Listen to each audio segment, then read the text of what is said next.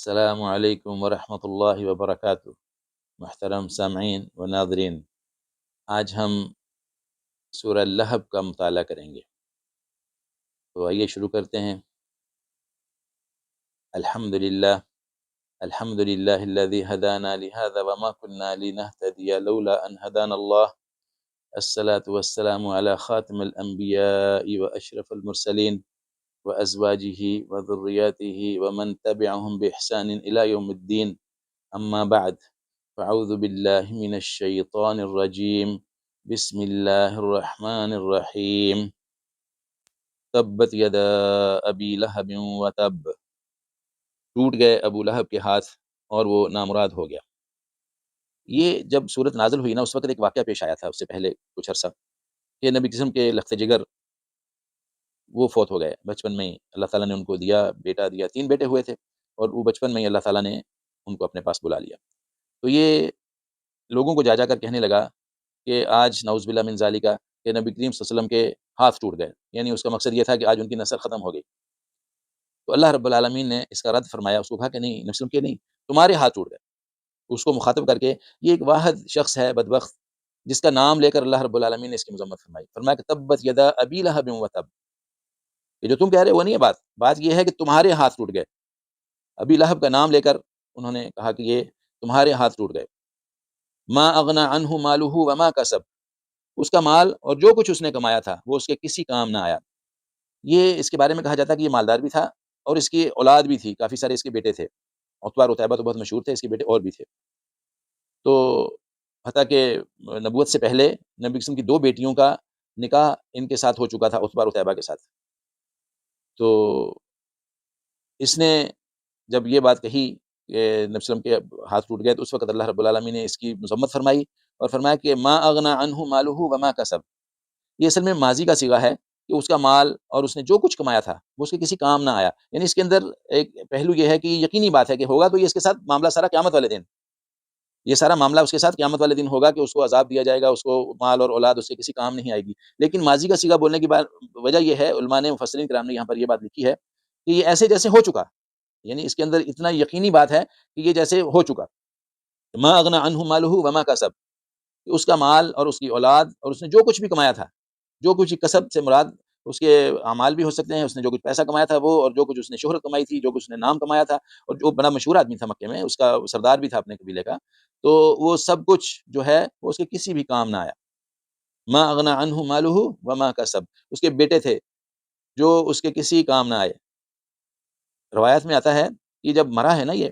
تو اس کو دفنانے کے لیے اس کے بچوں نے بھی اس کو نہیں دفنایا، یعنی اب اندازہ لگائیں کہ اس کا مال بھی اس کے کام نہیں آیا، اس کی اولاد بھی اس کے کام نہیں آئی۔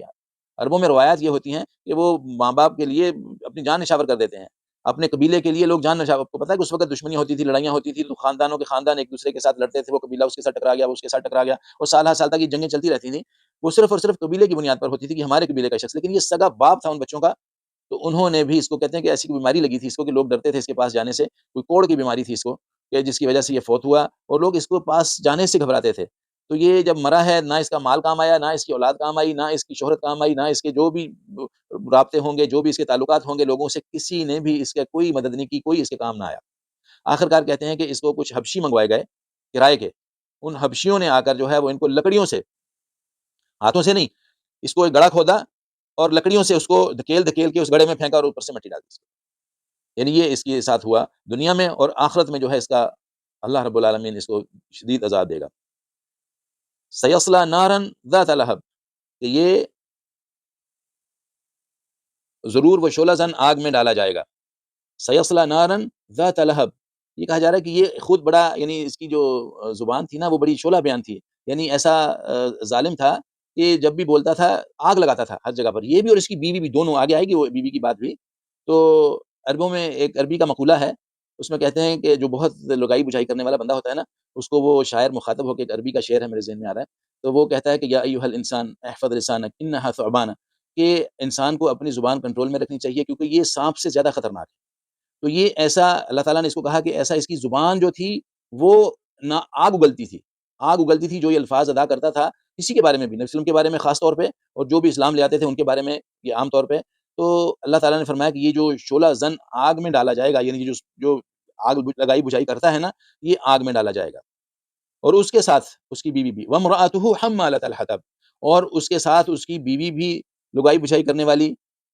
کیونکہ وہ بھی آپ کو بتایا، میں نے پہلے شروع میں بتا چکا ہوں کہ وہ لکڑیاں لے کے آتی تھی، کانٹے دار لکڑیاں، اور نبی صلی اللہ علیہ وسلم کے گھر کے سامنے پھیلا دیتی تھی، اس لیے اس کو کہا حمالۃ الحطب، کہ وہ جو لکڑیاں اٹھائے پھرتی تھی، حطب کہتے ہیں لکڑیوں کو، اور حتیٰ کہ جو جلے ہوئے کوئلے ہوتے ہیں ان کو بھی حطب کہتے ہیں عربی میں،